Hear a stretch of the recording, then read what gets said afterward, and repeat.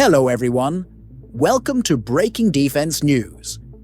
In international relations, various countries engage in intelligence activities, including the use of surveillance technology such as balloons, drones, satellites, or spy planes to gather information.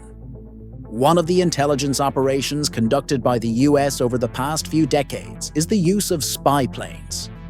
In 1956, the Lockheed U-2 Dragon Lady became the first American spy plane to successfully enter Soviet airspace. The US military initially believed that Soviet radar was on par with theirs, making the U-2 seem safe. However, Soviet radar technology was far superior. Within just over 10 days, the high-altitude U-2 was detected by Soviet radar while taking photos of their missile installations. This marked the beginning of a decades-long game of cat and mouse between the US and the Soviet Union. As a result, 5 U-2 planes were shot down by the Soviets and China. The U-2 was specifically designed for high-altitude reconnaissance and became one of the most significant spy planes in history. Although only 104 units were produced, some are still in use today, nearly 70 years after their creation. The Dragon Lady has a reputation for being difficult to fly and even harder to land. Because of this, pilots must undergo extensive training before they are allowed to operate it. Once airborne, the aircraft can reach altitudes of up to 80,000 feet, approximately 24,384 meters, and travel over 7,000 miles while gathering intelligence and evading enemy radar. Before a mission, pilots must go through a rigorous preparation process, including wearing a specialized high-pressure suit similar to those worn by astronauts.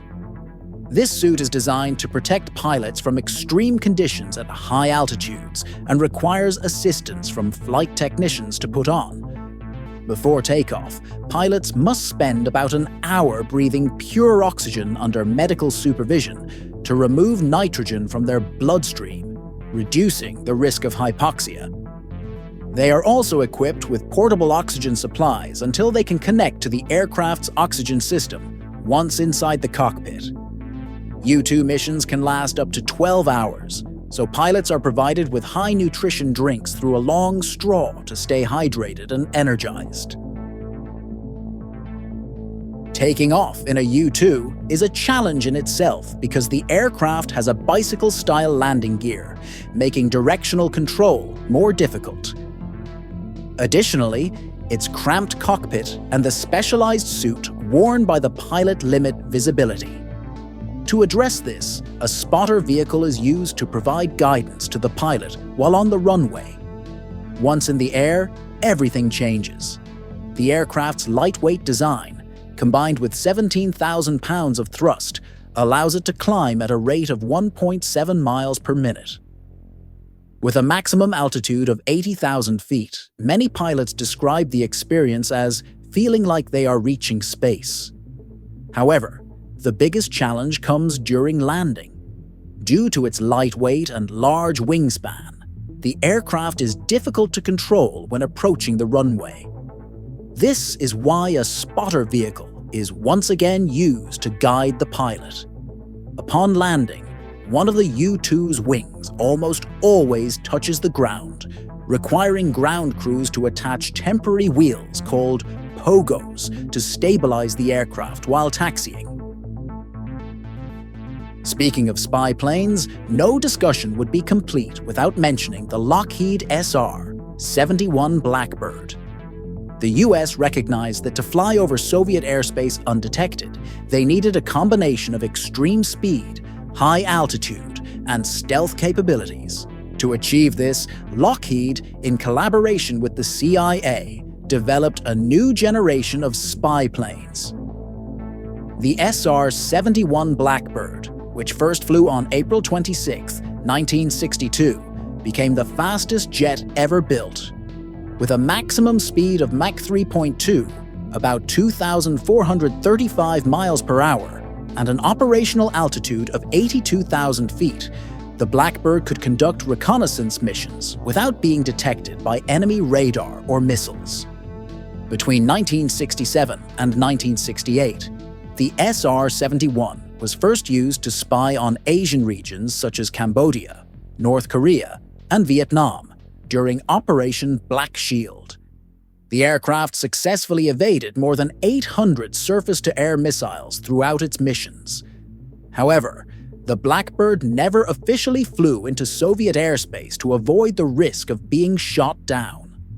Instead, it flew along the Soviet border, using advanced radar and high-resolution cameras to monitor enemy territory from a distance.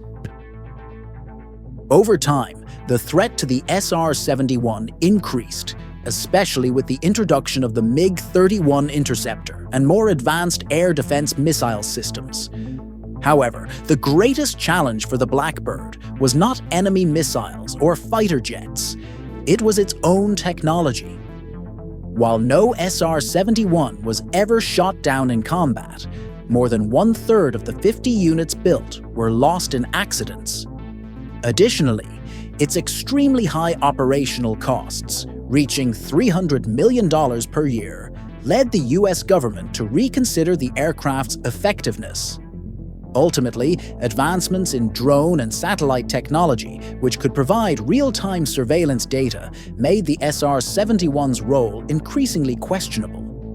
Political factors and defense budget debates also played a role in accelerating its retirement. In 1998, the SR-71 Blackbird was officially retired, with 2 units transferred to NASA for technology testing. Despite being over half a century old, the technology and legacy of the U-2 Dragon Lady and SR-71 Blackbird remain topics of discussion today. These 2 aircraft continue to inspire the future of aviation and military intelligence. What do you think? Share your thoughts in the comments and stay tuned for the next episode.